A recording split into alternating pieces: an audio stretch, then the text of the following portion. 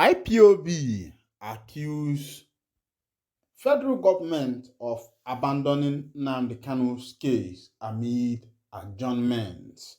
Good morning, good afternoon, good evening. Welcome back to this wonderful channel where we bring you back-to-back update and information as it is hot. In case not the first time we say you dey join us for this channel, kindly go on and subscribe to our social media handle. Let's go down to the information where we say na carry me come here. The indigenous people of Biafra, IPOB, has leveled accusation against the federal government, claiming that it is exploiting adjournments to effectively desert the case involving its leader, Nnamdi Kanu. Expressing his concerns, Ima Powerful, the spokesperson for IPOB, conveyed the organization's frustration with the federal government seeming abandonment of the legal proceedings against Kanu. Powerful questioned the government's resistance in pursuing the case to its logical end. A segment of Powerful's statement reads, "The leadership of IPOB, under the capable guidance of Mazi Nnamdi Kanu, wants to emphasize once more the action taken by the federal government of Nigeria and the Supreme Court of Nigeria in relation to the unlawful detention of Mazi Kanu by the Department of the State Service (DSS) in Abuja. It is evident that the Nigerian federal government has, in essence, forsaken their pursuit of an appeal against our esteemed leader at the Supreme Court. This retreat is reflective of their lack of substantial evidence against a principled man who is committed to liberating the oppressed and marginalized segment of our society. As the most significant legal case in Nigeria's history, it is incumbent upon the government to ensure the meticulous prosecution of the lawsuit rather than evading the jurisdiction of their own judiciary. The irony persists as the federal government target of prosecution is the very individual summoning them to face the court. Is this not an astonishing turn of events? What is causing the federal government to shrink from pursuing a case that they themselves initiated against Kanu in the Supreme Court? We demand an explanation for this apprehension. In light of the government and the judiciary's reluctance to address this matter, could there exist a higher authority accessible to our leader for rescue? Given the apparent unwillingness of the Nigerian Supreme Court to entertain this affair, IPOB's accusation shed light on the mounting tensions surrounding the legal case involving Nnamdi Kanu, while raising questions about the government's commitment to upholding due process and the rule of law. My people, una no go corner that boom boom boom boom boom.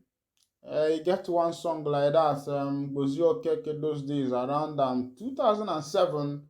He say yara bulu ka pọmpụ na-agba n'ebe a. Ọ dịgo ka ọ ga-adị ịma na a sị na nwata lie ife ọ na-amụrụ anya ọla atụbịa ọ na-agakwa n'eke n'ife ma agwọ n'onya na ife onu erulu. As you can see, agwọ na ife onu erulugo because Nigerian government felt that MNK is somebody they can toy with. They felt that he is somebody they can play with, forgetting that when the oil of the prophet is upon a man, that man, you see the almighty Chukwuka fighting for the man, both spiritual and physical. And now what is currently going on now is like it has hooked the NIG government because as it stands now, they don't even know what to do again. This is the case of what is called Jebeje Bademma and Nabana Bademma. Because at this point, this case of Mazi Nnamdi Kanu has hold them on their neck. Yes, the case has hold them, and they don't know what to do. Even though, you can imagine Mazi Nnamdi Kanu, what gave him boldness to say, I am not going to beg the federal government. That man usually speaks unequivocally, without fear, without, who else is God. He said, I am not going to beg the federal government. That is what MNK said. That is to show you his bravery, to show you the kind of man that man is. When you hear people like Simon Ekpa, the Prime Minister of the Biafra Republic government in exile, Simon Ekpa Njoku, Odokun Njoku, Aguike, when you hear him speaking, you will find out that it's as if a blessing, a mantle has been transferred from MNK to him, because he makes statements emphatically, unequivocally, without fear, without who else is God. I think in the history of Nigeria and even in the whole world, I don't think that there has been, apart from people like Martin Luther King, the one of South Africa, what is his name again? Nelson Mandela, men who were imprisoned because of the truth and freedom. I think people like these come, once in a century, after every 100 years, because the emergence of Nnamdi Kanu was after the death of Nelson Mandela, and the emergence of Nelson Mandela was after the death of Martin Luther King, and the emergence of Martin Luther King was after the death of this man that came from India, Mahatma Gandhi. You see the generational transgenerational emergence, that these people come once in a blue moon.